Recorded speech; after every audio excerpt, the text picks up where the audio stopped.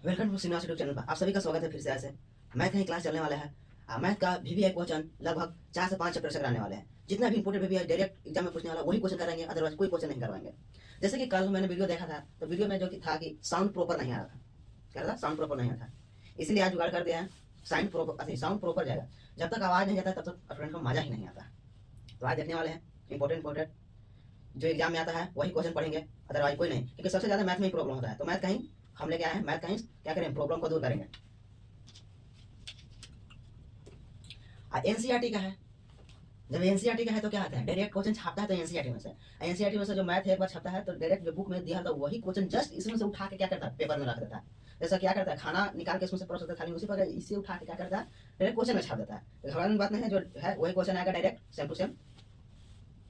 First chapter से start करते हैं, 5 चैप्टर तक कंटिन्यू क्या करेंगे, रिवाइज करने लगे। इंपॉर्टेंट रिवाइज करेंगे, ज्यादा समय भी नहीं लगा।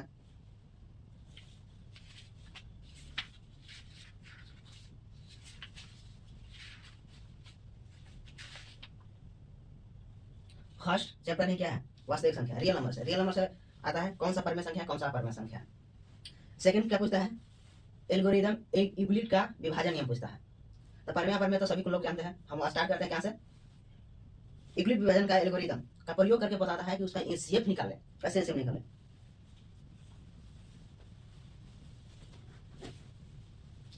फर्स्ट चैप्टर कितना, फर्स्ट, ठीक है।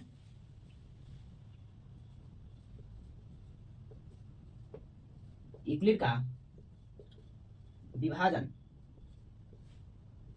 सूत्र, यूक्लिड का विभाजन सूत्र के द्वारा क्या कहता है, हम लोग के एचसीएफ निकालने कहता है। पिछले एग्जाम में पूछा था। इसका फॉर्मूला क्या होता है, A equal B Q plus R, यही फॉर्मूला होता है। फर्स्ट नंबर क्या दिया है, क्वेश्चन क्या दिया है, 135 25, 135 कितना दिया, 225 दिया है, 225 दिया है। अब डायरेक्ट कहेगा कि यूक्लिड का विभाजन नियम से क्या करे, इसको एचसीएफ निकाले। अब पूछे कितना नंबर में, 2 नंबर में पूछे, ज्यादा नहीं 2 नंबर में पूछता है। तो जो सबसे बड़ा रहेगा उसको क्या करेंगे, आगे लिख देंगे ए की जगह 225, और जो बच गया सब क्या हम लिखेंगे, इक्वल, प्लस का सिंबल दिया है, इक्वल होता है, ठीक है। इक्वल का सिंबल होता है, इक्वल बी के स्थान पर लिख देंगे छोटा वाला 135, क्यू का यहाँ कुछ नहीं था, क्यू है। तो अब यहीं से स्टार्ट होता है अपना दिमाग यूज करना है, यहाँ से क्या गुना करना है। अब अपने मन से जितना उसे गुना करना है, तो कुछ तो रूल होगा कि ऐसे ही 9 10 12 लाख से गुना कर दे, ऐसा बात नहीं है, कुछ तो रूल है। तो रूल है गुना करें ताकि इससे कम ही रहे, ज्यादा ना हो जाए या इसके बराबर आ जाए। 2 से गुना करेंगे क्या आएगा, 35 दूना 70 2 270 आ जाएगा, लेकिन 225 है तो गुना करेंगे 1 से। अब प्लस का सिंबल है, प्लस दे दिया।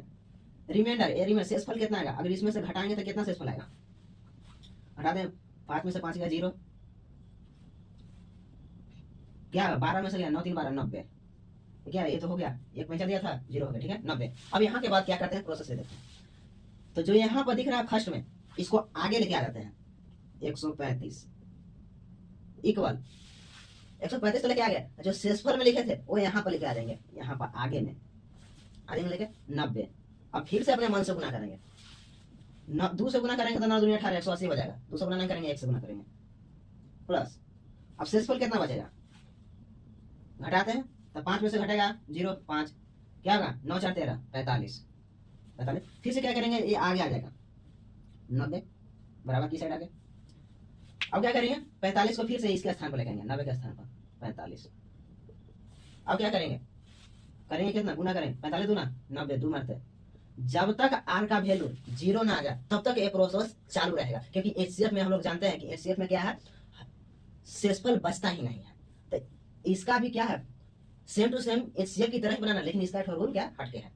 इस फॉर्मेट में हम लोग ऐसे करके बनाना था, ऐसे करके ज्यादा था, क्या है 45 गुना 90। अब यहाँ पर प्रोसेस हो गया खत्म, छोटा सा दिमाग से कितना बड़ा पूछेगा। तो एचसीएफ कितना है, लोग का कंफ्यूजन होता है कि अब एचसीएफ कितना आएगा, क्या 90 लिख दे, 45 से लिख दे, 2 लिख दे, 0 तो इसके बारे में नहीं सोचता, लेकिन यहाँ तक कंफ्यूजन रहता है स्टूडेंट, क्या लिखे। तो एचसीएफ इक्वल कितना आएगा, 45 आएगा। 45 कैसे आएगा हम समझाते हैं।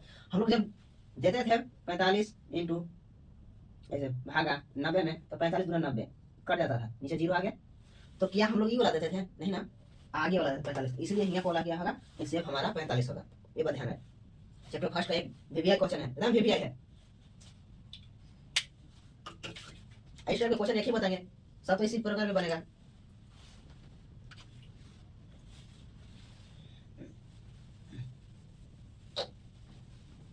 अब कुछ स्टूडेंट के मन में उत्पन्न होता हुआ क्वेश्चन कि आप कैसे सर बता सकते हैं कि यही क्वेश्चन आएगा या इसी टाइप का क्वेश्चन है, क्योंकि मैं पिछले बार ही क्या एग्जाम दे चुका, 2025 में ही दे चुका। तो हम यहाँ पर आए हैं, दूसरे स्थान पर आ चुके हैं। हम लोग नेपाल बॉर्डर के जस्ट 5 किलोमीटर पहले, इधर पहले ही है, बिहार में ही है।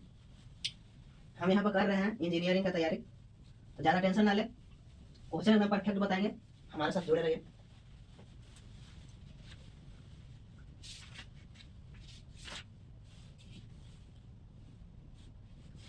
ये नॉर्मल है, ज़्यादा इंपॉर्टेंट है, लेकिन फिर बता रहा है। जैसे इस बार क्वेश्चन पूछ देगा, ये भी तक क्वेश्चन पूछा नहीं है, लग रहा है पूछ देगा। 1.2 से 7 नंबर क्वेश्चन। किसी खेल के मैदान के चारों ओर एक वृत्ताकार पथ है। खेल के मैदान के चारों ओर क्या रहता है, फील्ड में रहता, वृत्ताकार ही रहता।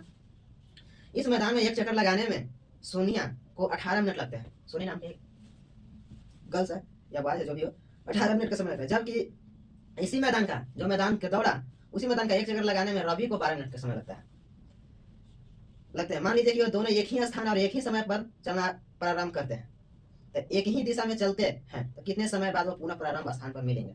कह रहा है कि दोनों का क्या है, स्थान एक ही, मतलब जिस पॉइंट से सोनिया ने दौड़ा उसी पॉइंट से क्या रवि ने दौड़ा, दोनों क्या स्टार्ट करे, डायरेक्शन क्या, सेम डायरेक्शन, नहीं कि इधर जा रहा अपोजिट से, एक इधर से, तो दोनों सेम ही चल रहा था। किसी का स्पीड कम होगा, किसी का स्पीड ज्यादा होगा, क्योंकि समय दे दिया तो चक्कर लगाने में 18 मिनट का समय लग रहा है, फिर 12 मिनट। जैसी बात है कि रवि का स्पीड ज्यादा होगा, तो दोनों कब मिलेंगे, एक ऐसा समय होगा कि क्या होगा, किसी स्पीड कम हुई तो क्या दोनों एक स्थान पर मिल जाएंगे। तो वही पूछ रहा है। इस प्रकार के क्वेश्चन पूछे तो क्या लिखा है, इसमें कंफ्यूजन रहा था कि एचसीएफ निकाले कि एलसीएम निकाले। जब दोनों एक ही डायरेक्शन में तो क्या निकालेंगे, एलसीएम निकालेंगे, क्योंकि ज्यादा से ज्यादा उसका समय लगेगा।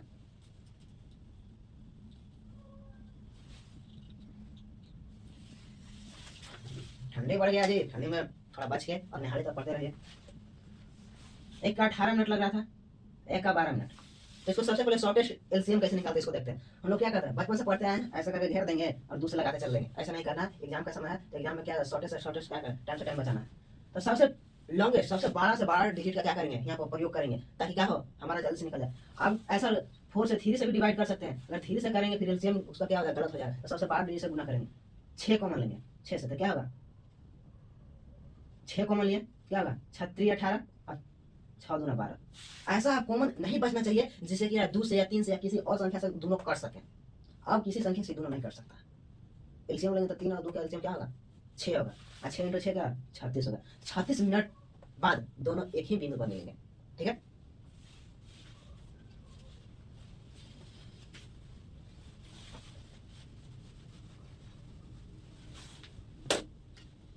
नेक्स्ट क्वेश्चन देखते हैं। 2 क्वेश्चन हो गए।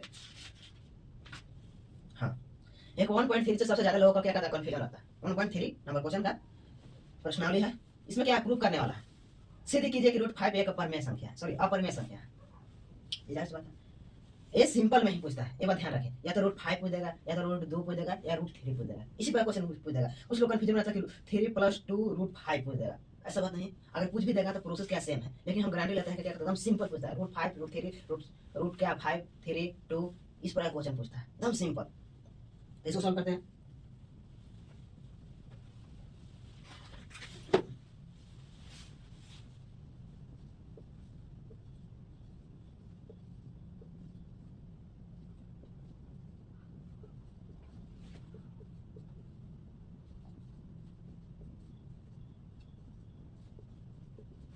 सिद्ध कीजिए कि √5 अपरिमेय संख्या। सबसे पहले लेट माना कि √5 एक परिमेय, √5 एक परिमेय संख्या है। सिद्ध करना है तो उसको तो मानने पड़ेगा, गलत हो चाहे सही हो, मानते तो मानते हैं। मैथ में माना ही जाता है सबसे ज्यादा। सिद्ध कर दें। परिमेय है तो क्या रहता है, P/Q के फॉर्म में रहता है। लिख देते हैं P/Q = √5। जानते हैं कि परिमेय संख्या किसे कहते हैं, जिस संख्या को P/Q के रूप में लिखा जाता है उसे परिमेय कहते हैं। तो ठीक है, कोई बात नहीं, P/Q के बराबर ही होगा, परिमेय संख्या ना होता है तो P/Q के बराबर कर दें, समीकरण 1 मान लेते हैं। समीकरण 1 को दोनों तरफ वर्ग करने पर क्या करेंगे, दोनों तरफ स्क्वायर करते हैं, वर्ग p/q क्या स्क्वायर कर दिया है, और √5 का क्या किया, स्क्वायर कर दिया। जानते हैं 5 रूट के अंदर है, स्क्वायर जब चलता है तो क्या रूट से बाहर निकल जाता है। ये क्या होगा, p² / q² इक्वल 5। इसको और लिख सकते हैं फॉर्मूला, देखो p² q × q लिख सकते हैं, 4 लग रहा है सो q जैसा लिखते हैं, q इक्वल 5। एक काम करते हैं, एक q को उधर भेज देते हैं, p² / q इक्वल 5q लिख सकते हैं, कोई इसमें आपत्ति नहीं है। अब ठीक है, यहाँ पर p² / q इक्वल 5q एक क्या है, भिन्न संख्या है, भिन्न। ये क्या है, पूर्णांक। एक पूर्णांक है जो कि दोनों क्या होता है, इक्वल नहीं होता। कैसे इक्वल नहीं होता है सर, हम थोड़ा जाने इसके बारे में डिटेल से। देखो ये 3/5 है, बराबर कोई भी संख्या ले ले, पूर्ण में क्या होता है, पूरा पूरा। अभी ना कि हम पॉइंट में ले लेंगे सर, 0.6 ले तो बराबर नहीं होगा। हम क्या करें, पूर्णांक। पूर्णांक क्या होता है, पूरा पूरा संख्या होता है, पॉइंट में नहीं होता है। तो कोई भी संख्या ले, 3 ले, 7 ले, 8 ले, 5 ले, 6 ले, 9 ले, कुछ भी ले लिया है वो संख्या, क्या ये दोनों बराबर होगा, नहीं बराबर होगा। उसी फॉर्मेट में लिखा p/q, इसका वैल्यू तो q की जगह कुछ होगा और p² अर्थात p की जगह कुछ और होगा, होगा ना। तो पूर्णांक संख्या कभी बराबर होगा, नहीं बराबर। अतः माना गया उदाहरण गलत है, यह एक अपरिमेय संख्या। हाँ तो क्या किया, सिद्ध हो गया यह एक अपरिमेय संख्या है, ठीक है। नेक्स्ट क्वेश्चन देखने वाले हैं।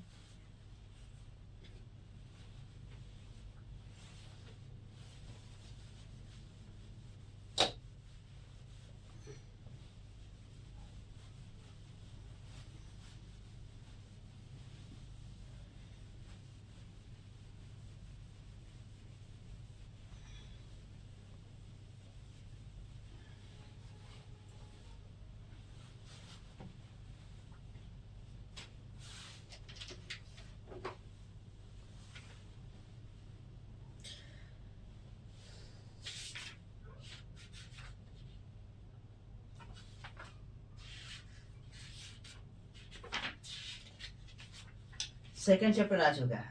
फर्स्ट चैप्टर का विवेक जितने भी क्वेश्चन था कंप्लीट हो गया। अब आ गया क्या, सेकेंड चैप्टर। एक बहुपद है, बहुपद से ही क्वेश्चन बताता है।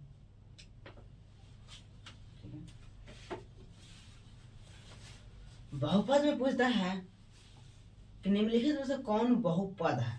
यहाँ से भी क्वेश्चन डायरेक्ट आता है ऑब्जेक्टिव टाइप क्वेश्चन में कि क्या है, बहुपद कौन है। जैसे हम क्वेश्चन कुछ दे रहे हैं,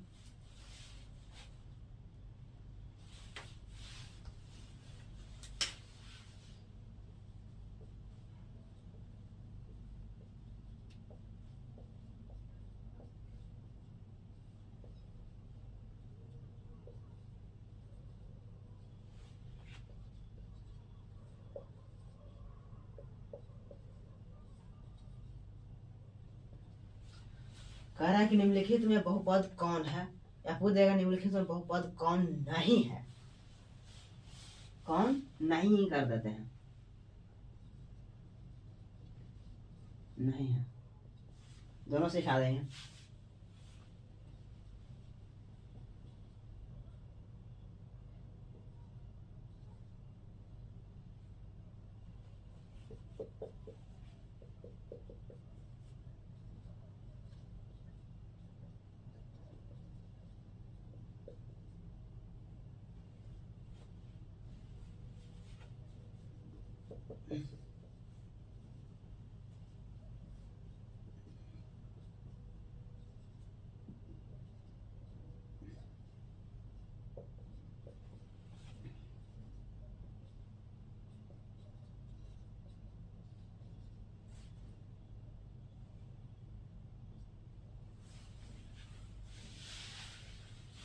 तो बता दे इसमें कौन कौन बहुपद नहीं है।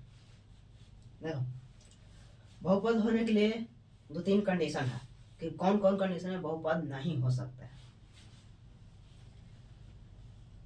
तो ऐसे घात जिसका पावर क्या होगा, फ्रैक्शन में हो, रूट में हो या पावर माइनस में हो, उसको क्या कहते हैं, बहुपद नहीं कहते हैं। इसका क्या है, एक्स स्क्वायर प्लस 5 ये बहुपद है, ये भी बहुपद है, लेकिन ये क्या है, ये बहुपद नहीं है। ये क्या है, पावर माइनस में एक्स स्क्वायर माइनस 2 है, क्या है, ये बहुपद नहीं है। ऑप्शन नंबर 3 और ऑप्शन नंबर 4 ये बहुपद नहीं है। या कुछ ऐसे देखने के मिल सकता है,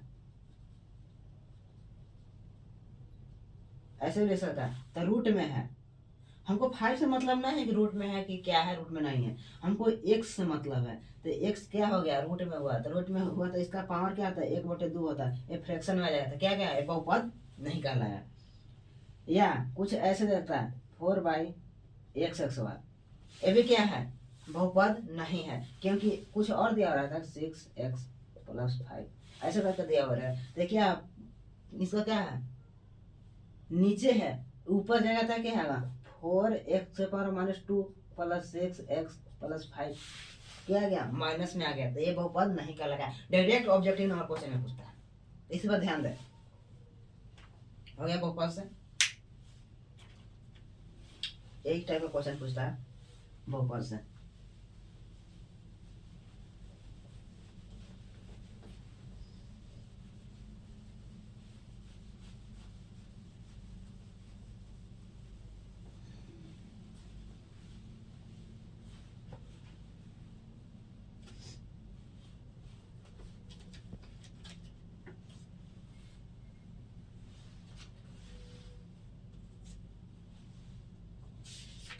ऐसे आप बताया क्रिमिनल में कौन रैखिक अरैखिक है।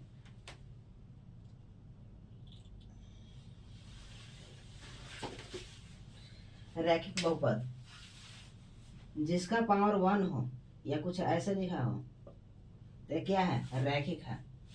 माने x के पावर क्या है, 1 हो तो रैखिक है, और द्विघात जिसका पावर 2 हो, त्रिघात जिसका पावर 3 हो। इस बात समझते हो, तो केवल इतना ही बताना था, क्योंकि ऑब्जेक्टिव पूछा कौन रैखिक समीकरण में पूछ देता है।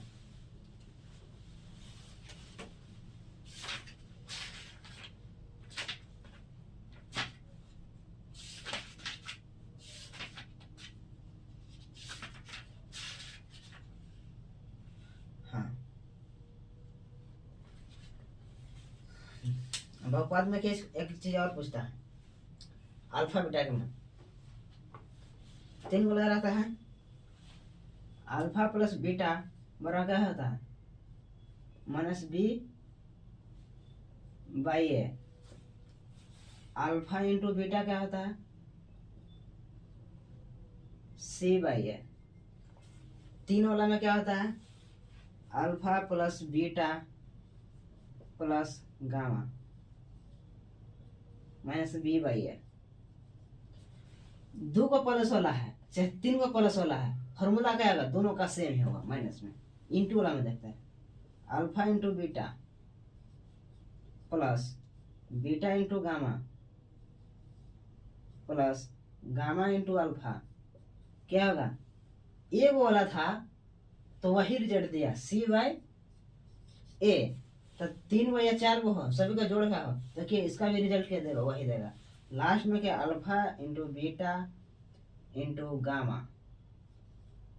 क्या होगा, -d/a। ये बात ध्यान रखें, कंफ्यूजन है।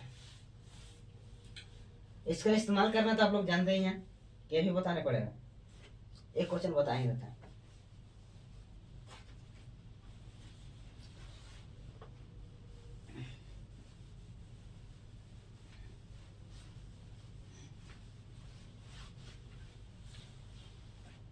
x² + 5x + 3। इसमें पूछेगा, दोनों पूछ सकता, अल्फा प्लस बीटा बराबर क्या होगा, या अल्फा इंटू बीटा बराबर क्या होगा, दोनों पूछ सकता है। इसका फॉर्मूला कहता है माइनस बी बाई ए, यहाँ पर ए मानते हैं, इसके सामने जगह ए, इसको बी मानते हैं, इसको सी मानते हैं कांस्टेंट। तो क्या सॉरी ए बी सी नहीं, अल्फा बीटा, ठीक है। हाँ ए बी सी मानते हैं, sorry A B C, formula में ए बी सी का जिक्र किया गया। तो alpha plus minus B by A लिखेंगे, alpha plus beta equal minus B by A. B कौन है? ए बी सी है, बी है, बी की जगह क्या 5 है, इसी जगह प्लस 5 है, तो यहाँ प्लस 5 लिखेंगे, 5 प्लस का सिंबल है, ठीक है। इसके बाहर से गुना कर दिया है माइनस का, फॉर्मूला माइनस ए कितना है, नहीं वहाँ कुछ नहीं है तो 1 है, इसका भी -5 आंसर आया। अल्फा इंटू बीटा क्या होता है? सी बाई ए। सी कौन है? यहाँ पर ए का है, यहाँ पर इसके आगे 1 नहीं लिखेगा तो कोई प्रॉब्लम नहीं, हो गया। उसी पर क्या है, 3 वाला में है,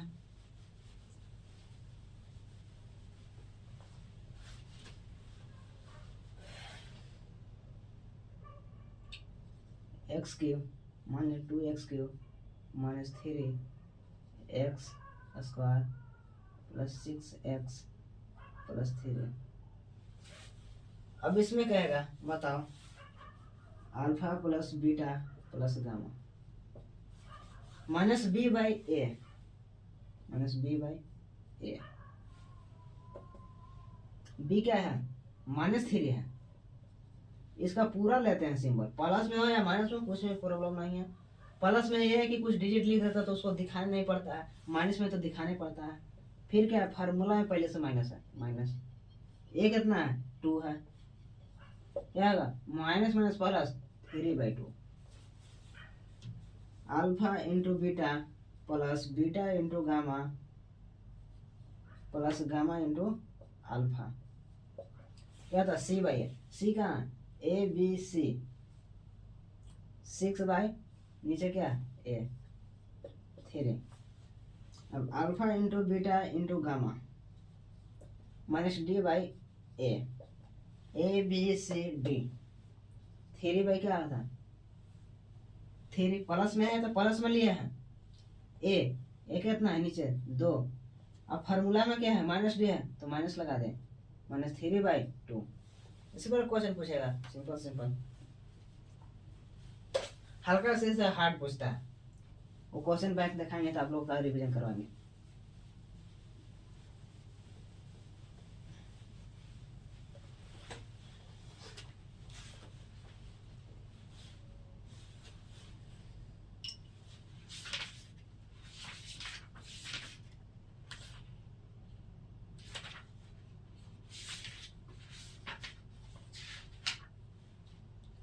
हाँ एक और है डायरेक्ट क्वेश्चन में पूछता है,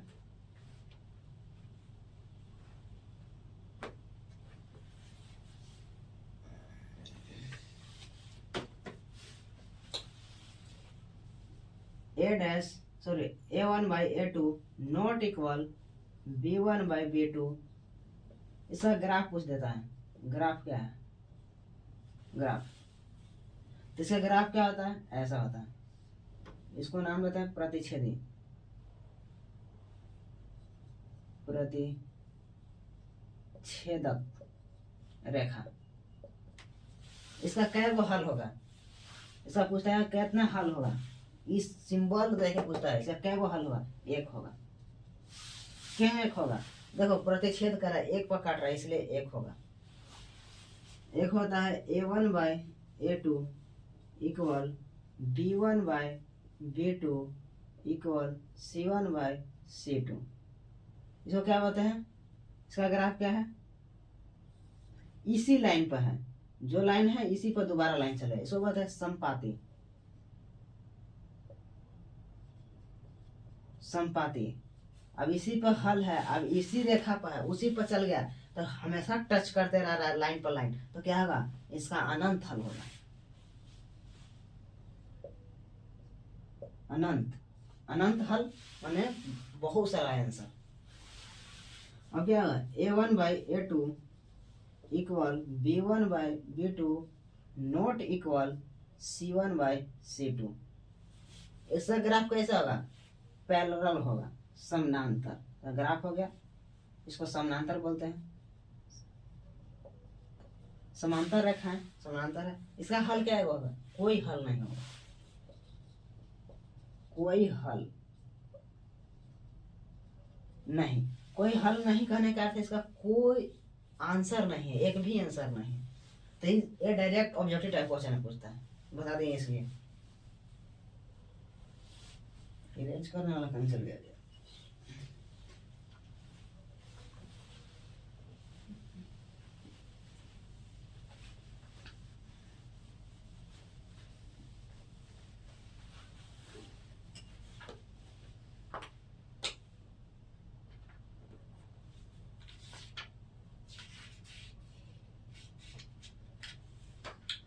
हाँ, और एक रैखिक समीकरण में पूछता है कि प्रतिस्थापन विधि, ब्रजविलोपन विलोपन विधि, चार विधि द्वारा पूछता है, ताकि कोई भी सोल्यूशन जैसे इस प्रकार रहता है, x + y = 14, x - y = 4।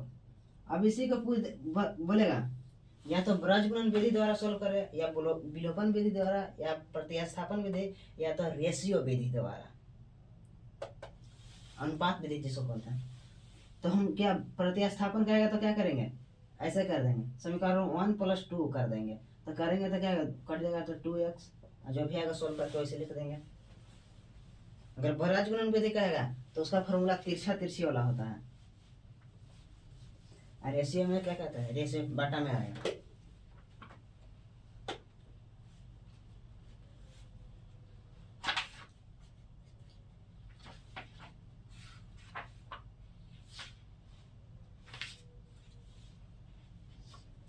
Third chapter से था ये, फोर्थ चैप्टर।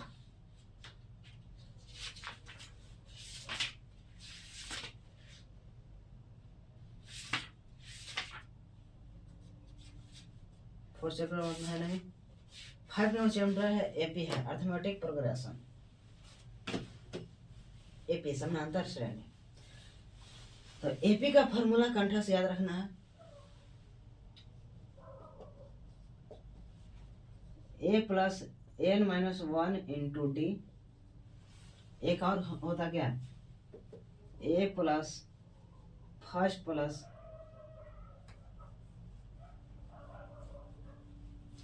एक होता है एसएन का फॉर्मूला, n/2 ब्रैकेट बाकी को 2a + n - 1 × d। एसएन का एक और फॉर्मूला होता है n/2 plus first plus last, plus नहीं होता, इंटू ही होता है, ठीक है। ए होता है, ए फॉर्मूला याद रखें। बाकी एपी